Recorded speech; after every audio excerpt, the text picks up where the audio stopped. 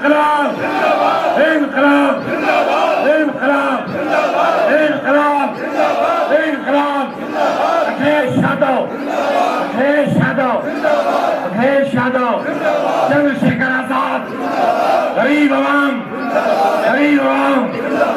देश के जवान एसपी साहब सीओ साहब जिंदाबाद पुलिस वालों जिंदाबाद तुम्हारे डंडे जिंदाबाद।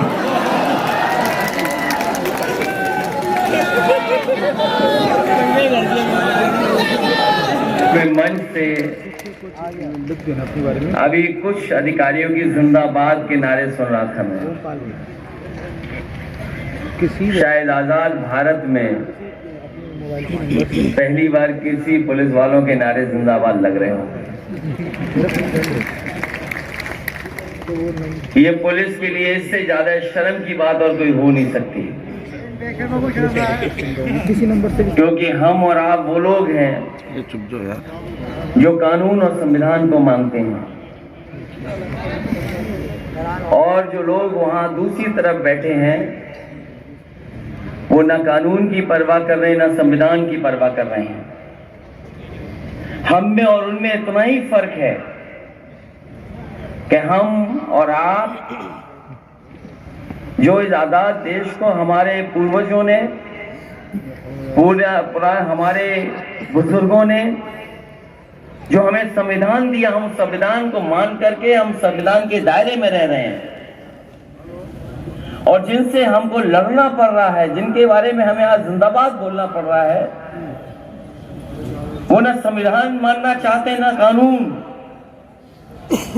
और कल अगर ये माफी भी मांगेंगे तो बताओ आदरणीय आजम खान साहब, उनके परिवार, उनका बेटा, उनकी पत्नी के क्या वो दिन जो जेल में रहे वापिस हो जाएंगे?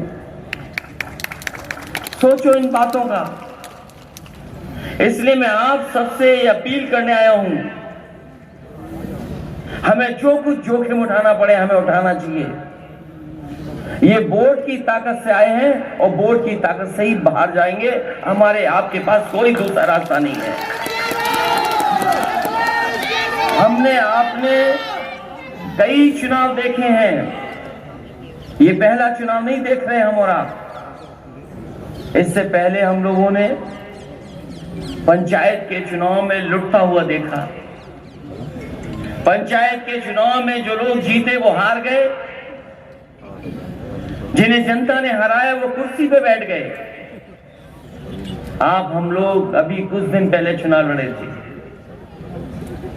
ये पहली बार लोकतंत्र में ऐसी तस्वीर नजर आ रही है कि जिसके साथ जनता खड़ी थी वो चुनाव हार गए, और जिनकी रैलियों में सभाओं में कुर्सी खाली थी उन सत्ता में बैठ गए आकर के। ये जो पिछला चुनाव हुआ, ये जनता हमारी आपकी सरकार बनाने के लिए वोट दे रही थी। सरकार हमारी आपकी छिन गई। हमारी आपकी सरकार होती तो शायद हमको आपको ऐसे दिन नहीं देखने पड़ते। ये कोई एक विधानसभा का चुनाव नहीं है। आपको हमको कोई ये कह सकता है कि एक विधानसभा का चुनाव है। मैं आपसे कह के जा रहा हूं, आप ये चुनाव जिताइए और 24 से के बाद आप देख लेना उत्तर प्रदेश में भारतीय जनता पार्टी की सरकार नहीं बचेगी, नहीं रहेगी सरकार। और ये बात मैं यूं ही नहीं कहता हूं। ये जो दो डिप्टी सीएम घूम रहे हैं, आपने देखा होगा जगह जगह आ रहे हैं, वो कहते हैं हम लोग माफिया हैं, हम लोग को अपराधी कहते हैं। वो दोनों इस चक्कर में कि कब मुख्यमंत्री बन जाएं। मैंने पहले भी ऑफर दिया, मैं आदरणीय आजम खान साहब से कहता हूं कि रामपुर से भी ऑफर देके जा रहा हूं मैं, लाओ अपने 100 विधायक, हम 100 विधायक आपके साथ तैयार है, सरकार बना लो और मुख्यमंत्री बन जाओ। क्या डिप्टी सीएम बने घूम रहे हो? डिप्टी सीएम ने क्या रखा है बताओ? जो अपने विभाग के एक सीएमओ डॉक्टर का ट्रांसफर न कर पाए, वो डिप्टी सीएम है, एक दूसरे डिप्टी सीएम है, उनका विभाग बदल दिया और जिस विभाग में वो मंत्री बने उस विभाग का बजट ही नहीं है। हम तो उन्हें ऑफर देने आए हैं, हम ऑफर देते हैं हमारे 100 विधायक पूरे आपके साथ, जब चाहो तब मुख्यमंत्री बन जाओ। हम लोग इंतजार नहीं करना चाहते और हम लोग नहीं बनना चाहते। जहां तक सवाल चुनाव का है, ये डरा क्यों रहे हैं आपको? क्योंकि वोट आपका ज्यादा है। आदरणीय आजम खान साहब को मानने वाले लोग नहीं हैं, केवल आप और हम नहीं, पूरा देश जानता है कि आजम खान साहब के ऊपर सब झूठे मुकदमे लगे हैं। बताओ, झूठे मुकदमे लगे कि नहीं लगे? और जब सरकार बनने का समय आया था तो ये अधिकारी अपना रंग रूप बदल लिए थे कि नहीं बदल लिए थे? ये तो हमारी आपकी सरकार नहीं बनी, इसलिए पुलिस खड़ी है। मैंने उस समय भी कहा था टेंट में, जब ये खड़े हुए लोग थे, सबसे जल्दी बदलने वाले यही लोग हैं। और हमने वो समय देखा है बदलते हुए। समय से बड़ा बलवान कोई नहीं है। ये जो लोग अन्याय कर रहे हैं, मैं उन्हें कहना चाहता हूं, जो सत्ता में मुख्यमंत्री हैं, उनकी फाइल मेरे सामने आई थी और फाइल में कहा गया था कि इनके ऊपर केस रजिस्टर हो, कार्रवाई हो। हम लोग समाजवादी लोग हैं, कभी नफरत और एक दूसरे को परेशान करने वाली राजनीति नहीं करते। हम लोगों ने फाइल वापस कर दी थी। और ये बात अगर गलत है, अधिकारियों से पूछ लें सरकार के लोग। अब हम लोगों को इतना मजबूत मत बनाओ, इतना कठोर मत बनाओ कि अगर हम लोग सरकार में आ जाएं तो आपके खिलाफ भी वही कार्रवाई करें जो आज कार्रवाई हम लोग देख रहे हैं।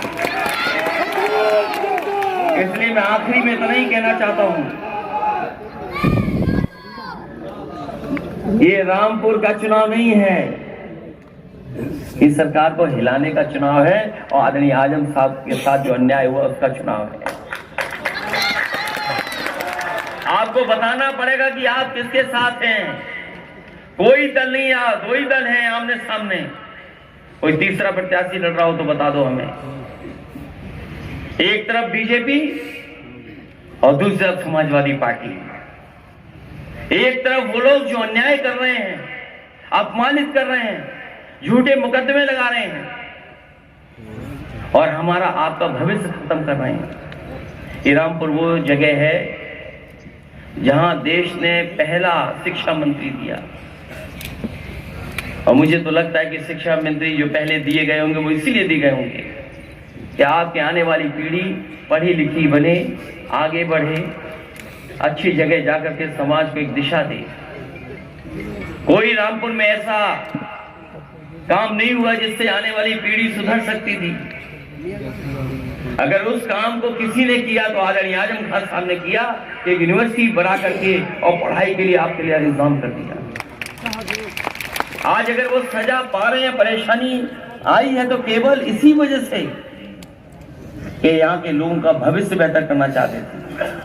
आने वाली पीढ़ी कैसे आगे बढ़े, इसलिए मैं आप सबसे अपील करना चाहता हूं कि समाजवादी पार्टी के प्रत्याशी आसिम रजा साहब और आदरणीय आजम खान साहब का सम्मान बढ़ा देना। खराब दिन जरूर हैं, लेकिन अच्छे दिन भी आएंगे और डर हमेशा बना नहीं रहता।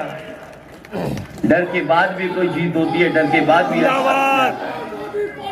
जिंदाबाद। इसलिए आप लोग मदद करें और साइकिल के चुनाव चिन्ह पर एक एक वोट दे करके आदरणीय आजम खान साहब का सम्मान बढ़ा देना। यही निवेदन, यही अपील करने आया हूं। मैं चंद्रशेखर जी का धन्यवाद देता हूं, चंद्र आजाद का, कि जो अपने साथी सहयोगी के साथ मदद कर रहे हैं।